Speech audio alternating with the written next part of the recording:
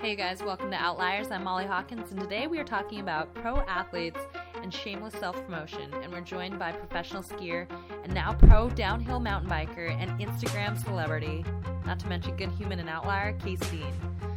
Today there are more pro action sports athletes than ever, and it can be easy to get lost in the shuffle. One way to stand out from the crowd is some good old-fashioned self-promotion. But we grow up being told to be modest, to be humble even when success throws itself at you.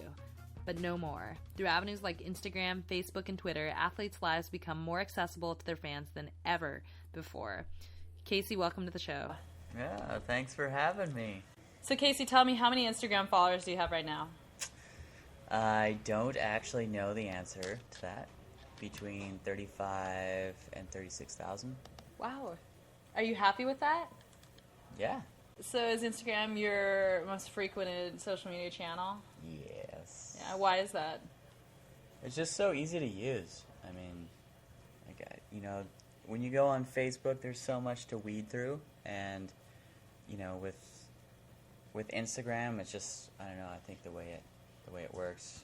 I mean, it's so easy to just post a photo and know exactly what somebody's doing or where they are, and I don't know. Picture's worth 1,000 words, so I'd rather just look at a picture than somebody talking about their morning coffee after they went for a jog, So I remember meeting you maybe about 6 years ago, maybe more. I guess before the big social push in business and with athletes, you were already clearly a driven person, great at self-promotion. I'm wondering if you think that's something that is baked into someone's DNA, and the way you've self-promoted yourself and have been successful at it. I mean, there's a lot of people out there just trying to recreate what you've done and a lot of these other pro athletes have done. And I mean, what do you think? I mean, have you always been that way? As far as being driven as with what I want to do, I've just always been, I guess, like that. And my dad's always told me, he's just like, man, once you set your mind to something, like, you're gonna do it. It doesn't matter what it is. But as far as social media and all that stuff, as much as I'd like to take credit for that, I gotta hand that actually off to Jason Tross. Is the reason that I am doing what I'm doing. Like, no shit. He worked with me in my infancy, probably like 8 years ago, and he's the one that pounded into me the importance of social media and told me why it was going to be so important. For instance, at the time, way before Instagram, I didn't want to get on Twitter, and he told me, look, you need to get on Twitter.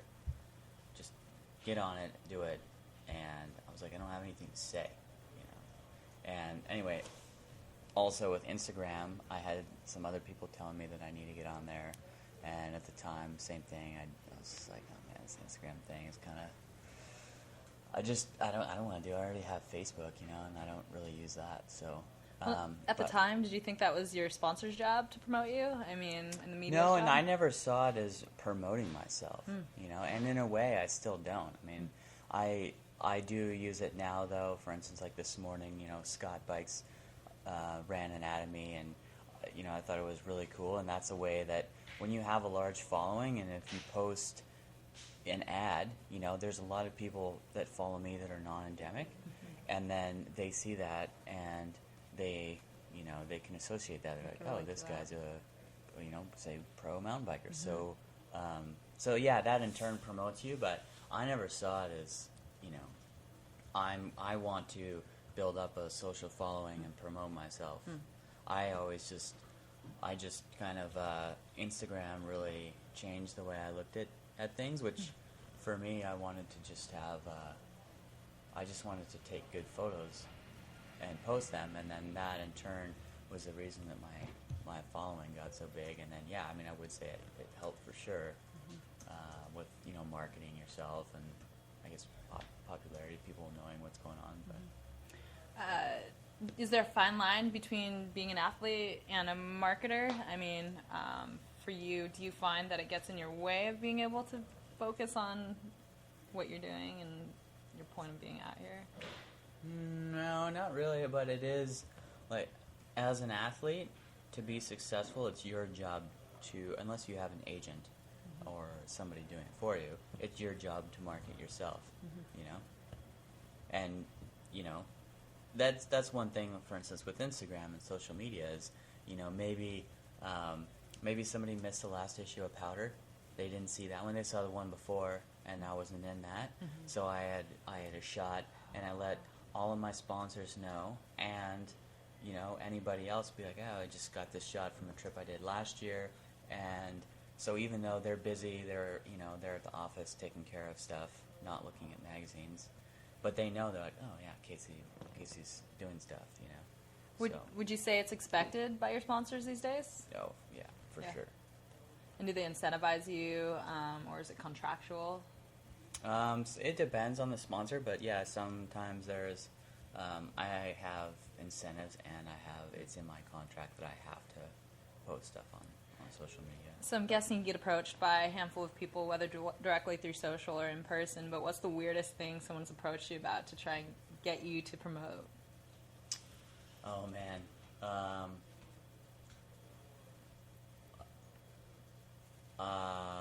Just some of, I hate to say it like this, but just some of the worst, like, clothing brands with that, maybe, like an Ed Hardy type thing that's even worse, but not Ed Hardy, you know, and just some random dude that's maybe making some t-shirts. So I'm going to change my t-shirt now. Yeah, you probably should, because it's pretty bad, but... The funny thing, though, about that with you know, promoting brands and stuff, the funny thing, though, is a lot of the brands that you represent, they now expect that. They're like, oh, well, you know, you have this large social following, so you should just do this post for us. And what they don't realize is that, I mean, I get paid to do that. You know, I worked with T-Mobile in the past, and other sponsors don't realize that, even though it's kind of expected, you wouldn't expect to place an ad in a magazine and be like, well, we want you to run this ad for us, so can you just go ahead and run it? You know, you have to pay for that advertising. And a lot of sponsors now don't look at it like that. They just expect it. And it's just like, well, would you expect a magazine to do something for you guys, and you guys get it for free? As a marketer, I really appreciate that perspective, and I haven't really thought of it that way, and well said, sir. And the other thing, on the other end of that, is I have sponsors that I do unique posts for. Yeah. One sponsor, a photo with, you know, that works into my social media feed, and then I tag them in it, and I get paid for that. So my other sponsors see that, and they come at me and say, well, you know, what's the deal? How come you're posting for these guys, but you're not promoting us, you know? And it's simple. I just, you know, it's like, well, they're paying for this, and I can't expect, you know, them to understand if I'm doing unique posts for you guys as well, but you're not paying for it, you know? So there has to be a standard. So if you guys want me to do posts for you guys, which I do, granted it's mixed in, but you want unique posts, and you have to pay for it. So you do, I mean, every post that you put up on Instagram and share through whatever channels gets a ton of engagement. It's insane. Like, I'll watch your photos come up in my feed, and 2 seconds later you have a couple hundred likes or more. And do you have a strategy for, A, your content that you're posting, and B, to get that engagement? Or is it, your content's beautiful. It's just what I want to post, you know? Which is just good photos of what I like, and just being in the outdoors and the things that I do, you know. So there's not really any sort of plan, I guess, to get people engaged in it. But it's just pretty much what you're feeling at the time, or your reaction and what to I like, you know. Yeah. So crazy. I look at what you've done, and it's a lot of scenics, a lot of beautiful imagery from the settings that you either ski or biking, the images look like they're high quality DSLR content. Are you just shooting in iPhone, or do you pepper in some? Before I was shooting on some, when I was working with T-Mobile more, I had, I had like 3 phones pretty much rolling around at all time that I was shooting on. an HTC, and then I had a Samsung. I had like all these different phones. So I would shoot on those and post for them off that. But yeah, I've always shot off of a phone, except for, for instance, today I posted an ad that I got from Scott and PDFs now that from magazines and stuff like that. But so how do you feel about folks who put their DSLR or like non-native content into Instagram?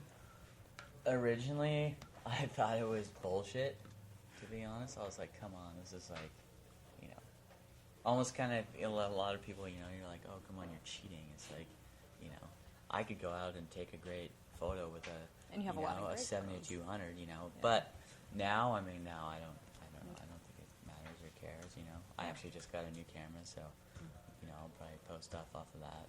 New lens? Majority of stuff, I'll just post off of my phone, Again, you guys are listening to Outliers, and I have pro skier, downhill mountain biker Casey Deane with me, and we're talking about athlete self-promotion. Shall we call it shameless self-promotion? Me. Look at me. So let's get real. I mean, how much shit do you get from your friends? I mean, I'd only imagine you're on your iPhone a lot. I mean, do you ever get shit from your family, friends? You're hanging out, you're posting images, or, I mean, do you do a really good job of, like, sneaking away to the bathroom or being subtle about it under the table? Because I get shit all the time. I definitely get a lot of shit sometimes. Not as much as I used to, because when, maybe a year and a half ago, 2 years ago, for like right when Facebook bought Instagram, when I feel like Instagram was at its height of popularity, because now you see, like the like ratio has gone down a lot and people kind of lost interest a little bit, but yeah, a year and a half ago, maybe 2 years ago, people would give you so much shit, But now everybody else is doing it too, though, so they really have no room to talk. It's always funny, too, because, say you're out at dinner with people, and then you go, and you're like, you're in the bathroom, you're sitting there, and you're like, oh, you post a photo, and you walk back out, and somebody's on their phone, and you sit down, they're like, really? You're in the bathroom Instagramming? It's like, well, I'm not doing that. Do something to Yeah, I know, I'm bored. Like, come on, man. I've never, ever done that. I have. A few times. Just kidding. I definitely have done that. Do you interact with your fans on social media, or is it just a push more from Casey? No, I think that's one of the important things, too. And I think it's cool about one of the things that's really cool about social media, and I feel like more so Instagram, because there's more of an interaction there, is when I think back to, 10 years ago, 15 years ago, when I was watching guys like J.P. Auclair and,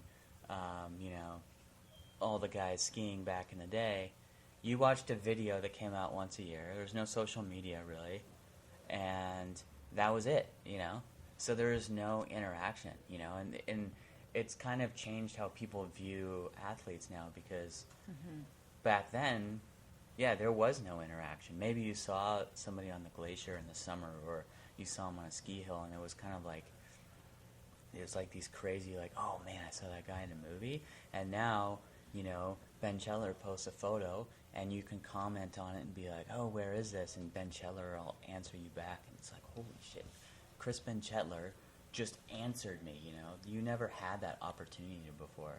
So, I think it's important, especially for sponsors as well, because, if I'm wearing something in a post, or, I do a screenshot and somebody asks me about my skis, that's just perfect, because then you have a banter back and forth about what skis I'm skiing on and what I'm doing, and, people feel like they can actually connect with you, Whereas if you just post a photo and then you ignore all that, it's like, well, you may have a fan base, but kind of what's the point, So you excel at both skiing and downhill mountain biking probably at a higher level than most humans.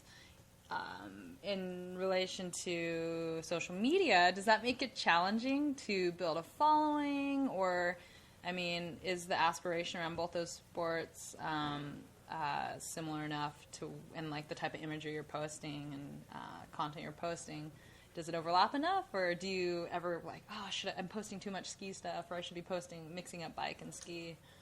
I definitely notice that because biking for me has been in the last not even 2 years now.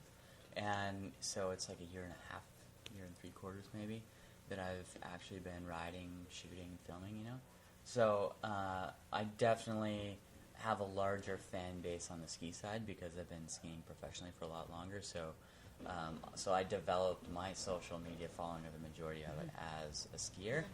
And yeah, it's pretty interesting because, you know, even in the middle of the summer, I'll notice maybe the amount of interaction will kind of die off.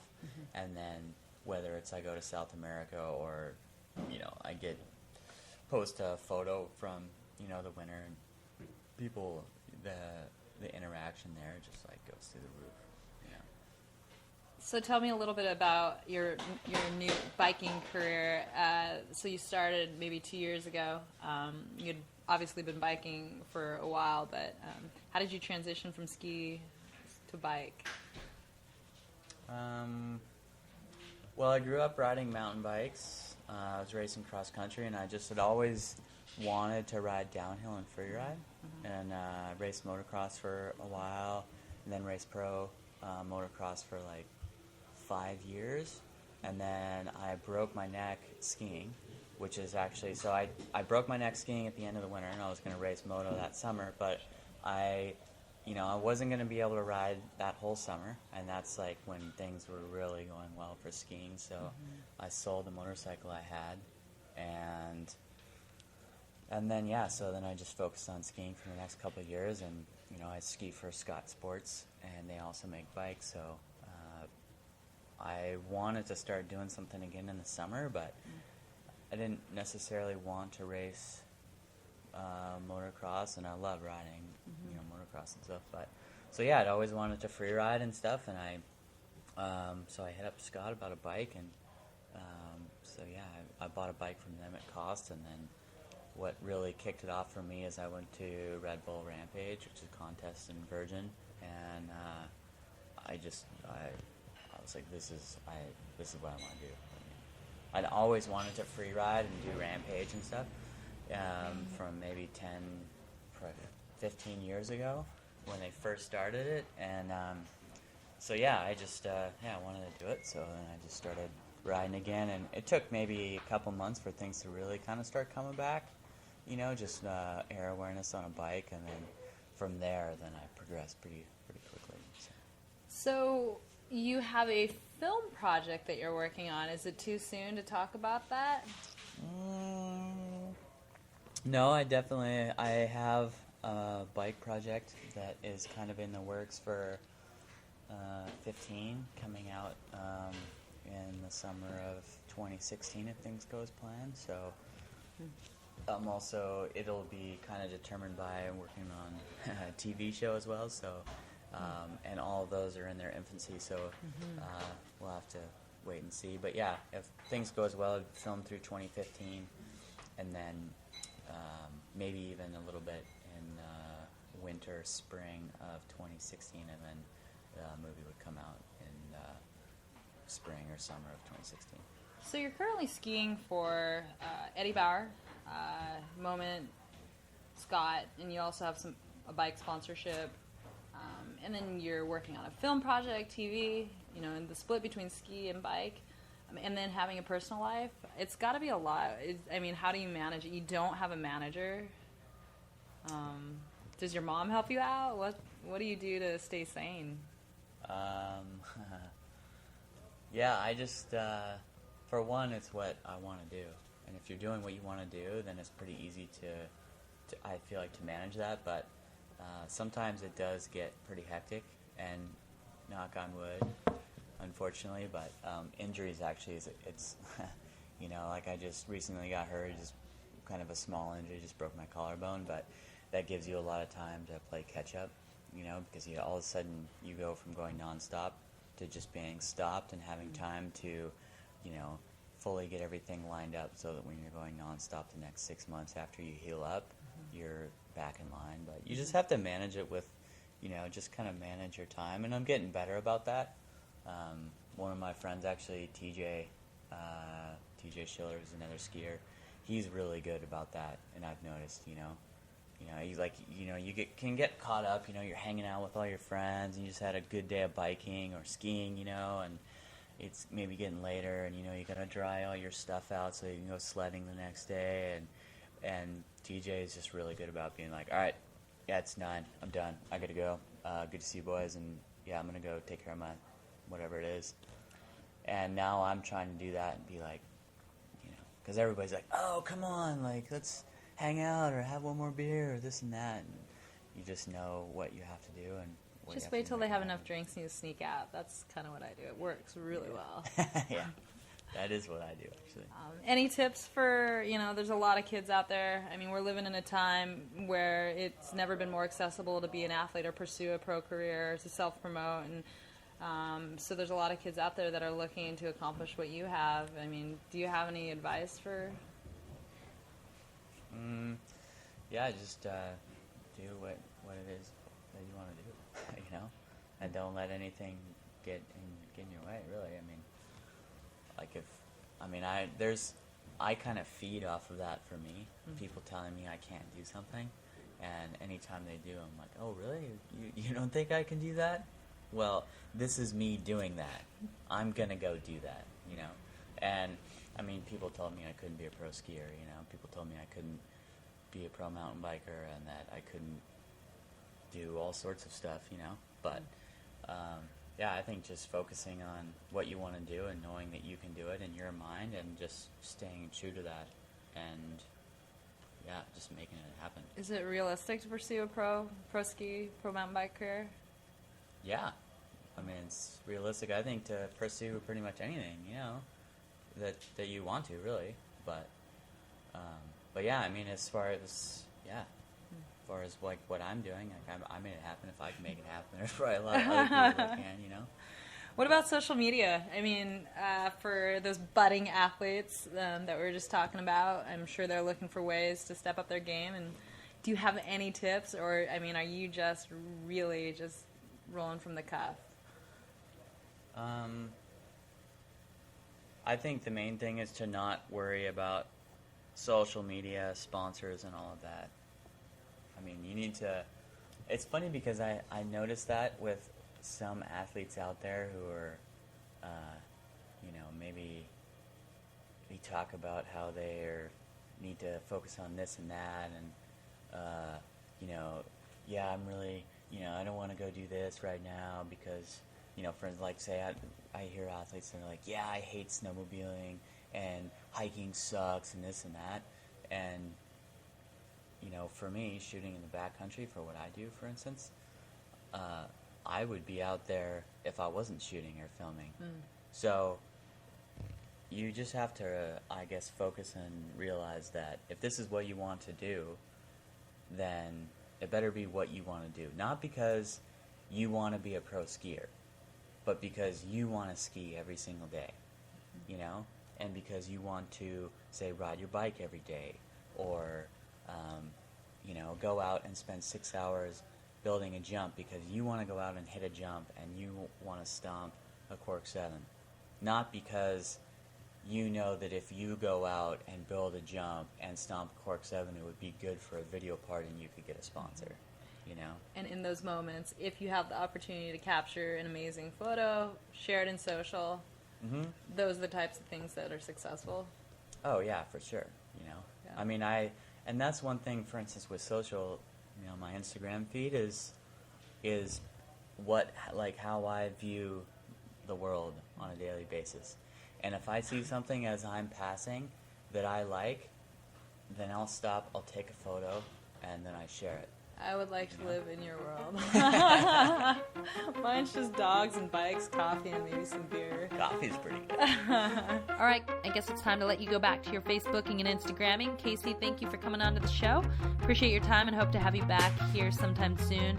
For more on Casey, his projects and thoughts on social media, visit outliersproject.com or follow him at Casey Deane in Instagram and Twitter.